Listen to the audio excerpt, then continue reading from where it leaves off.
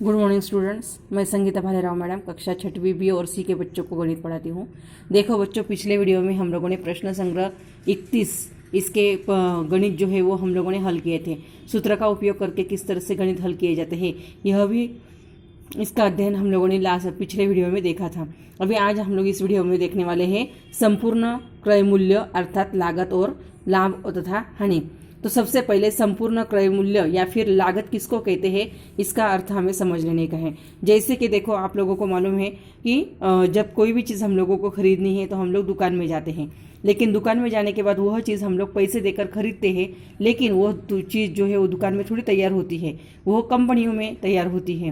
तो फिर हम लोग कंपनी में जाकर तो खरीद नहीं सकते। फिर ऐसे समय में दुकानदार जो होता है वो क्या करता है, तो कोई भी वस्तु जो है वो कंपनियों से, कारखानों से खरीद कर लाता है। खरीद कर लाते समय उसको वो वस्तु ये जो है वो दुकान तक लाने के लिए उसको यातायात का सामान देना पड़ता है। उसके बाद जो मजदूर वो सामान उठाने के लिए, मतलब बोझा ढोने के लिए लगते हैं, उनका भी मजदूरी जो है उसको देनी पड़ती है। और उसके बाद उस चीज़ का क्रय मूल्य देना पड़ता है। तो इन सबको जोड़कर मतलब उस चीज़ का क्रय मूल्य, उसी तरह उसका यातायात का खर्चा और मजदूरी का खर्चा, यह सब जोड़कर हम लोग जो भी पैसा, मतलब दुकानदार जो है वो क्रय मूल्य निकालता है, उसको लागत या फिर संपूर्ण क्रय मूल्य कहा जाता है। तो इस संपूर्ण क्रय मूल्य यानी क्रय मूल्य को जोड़कर किस तरह से लाभ और हानि के गणित किए जाते हैं वो आज हम लोग इस वीडियो में देखने वाले हैं। तो देखो, इसके लिए हमें प्रश्न संग्रह 32 जो है वो हल करना है। अभी प्रश्न संग्रह 32 में पहला गणित है, अमर ने किसी थोक व्यापारी से 400 अंडे कुल 1500 रुपये में खरीदे।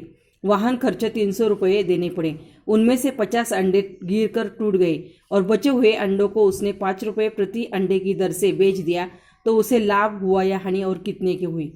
देखो, गणित फिर से एक बार पढ़ती हूँ। अमर ने किसी थोक व्यापारी से 400 अंडे कुल 1500 रुपये में खरीदे। वाहन खर्चा 300 रुपये देना पड़ा और उनमें से 50 अंडे गिरकर टूट गए। बचे हुए अंडों को उसने 5 रुपये प्रति अंडे की दर से बेच दिए। तो उसे लाभ हुआ या हानि और कितनी। देखो, अभी यहाँ पर सबसे पहले कुल अंडों की संख्या है 400 और ये अंडे उसने कितने रुपए में खरीदे हैं, 1500 रुपये में। इसका मतलब उस अंडों का क्रय मूल्य 1500 रुपये है, लेकिन उसमें उसको लाने के लिए 300 रुपये वाहन खर्चा देना पड़ेगा। तो ये वाहन खर्चा भी हम लोगों को इस क्रय मूल्य में जोड़ना पड़ेगा। तो वो रहेगा इस अंडों का, 400 अंडों का कुल क्रय मूल्य रहेगा। उसमें से 400 में से 50 गिर गए तो वो रहेंगे 350 अंडे, और फिर बचे हुए अंडों का हमें विक्रय मूल्य ज्ञात करना है। अभी ये गणित किस तरह से हल करना है वो हम लोग देखेंगे। देखो, सबसे पहले ये जो अंडे हैं उसने व्यापारी ने खरीदे हैं, तो उन अंडों का क्रय मूल्य पहले है 1500 रुपये। उसका वाहन खर्चा लगा है 300 रुपये। तो ये दोनों को हम लोगों ने जोड़ दिया तो 1500 और 300 यानी कितने हो गए, 1800 रुपये।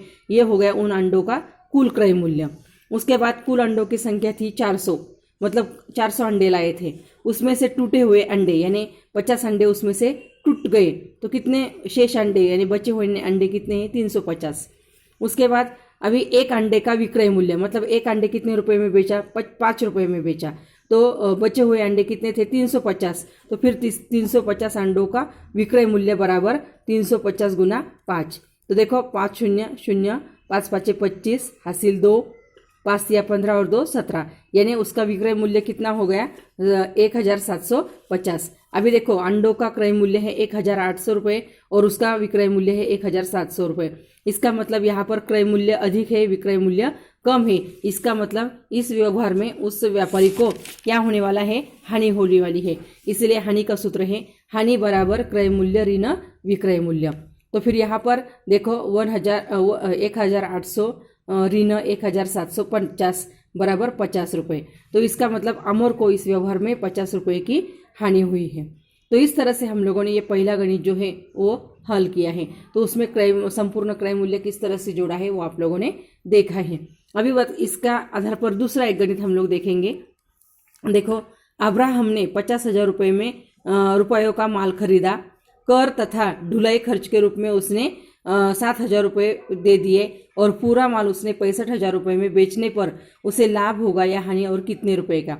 अभी देखो ये जो माल खरीदा है वो है 50,000 रुपये का, लेकिन उसमें उसने कर और ढुलाई के खर्च में 7,000 रुपये खर्च किए हैं। इसका मतलब यहाँ पर 50,000 जोड़ ये 7,000 यानी 57,000 क्या हो गया, ये कुल क्रय मूल्य हो गया, क्योंकि कुल क्रय मूल्य जो है उसमें ये ढुलाई का खर्चा और कर ये सब उसमें जोड़ने का है।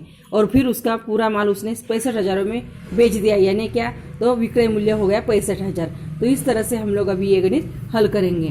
तो देखो सबसे पहले जो माल खरीदा है अब्राहम ने, तो उस माल का क्रय मूल्य है 50,000 रुपये, कर तथा ढुलाई का खर्चा है 7,000 रुपये, दोनों का जोड़ किया तो वो आएगा 50 जोड़ 7 मतलब 57,000 रुपये, यानी ये हो गया कुल क्रय मूल्य 57,000 रुपये। अभी उस माल का विक्रय मूल्य 65,000 रुपये, मतलब वो माल 65,000 में बेचा है। तो अभी यहाँ पर क्रय मूल्य 57,000, विक्रय मूल्य 65,000, दोनों में बड़ा कौन है, तो विक्रय मूल्य, यानी यहाँ पर विक्रय मूल्य अधिक है, क्रय मूल्य कम है, तो इस व्यवहार में लाभ होगा। इसीलिए लाभ का सूत्र है लाभ बराबर विक्रय मूल्य ऋण क्रय मूल्य। तो फिर यहाँ पर विक्रय मूल्य 65,000 ऋण 57,000, तो 65 में से 57 घटाए तो 8,000 आते हैं। इसीलिए 8,000 रुपये अब्राहम को इस व्यवहार में रुपये 8,000 रुपये का लाभ हुआ। तो इस तरह से ये जो कुल क्रय मूल्य है उसमें हम लोगों को यातायात का, मजदूरी का सभी खर्चा जोड़कर बाद में वो कुल क्रय मूल्य जो है उस पर हम लोगों को लाभ और हानि ज्ञात करनी है। तो इस तरह से देखो मैंने आपको 2 गणित जो है वो हल करके दिखाए हैं। तो बच्चों आप लोगों को भी वीडियो देखकर ये दोनों गणित अपनी नोटबुक में कॉपी करने के हैं, और अगले वीडियो में मैं आपको आगे के उदाहरण हल करके दिखाने वाली हूँ। धन्यवाद।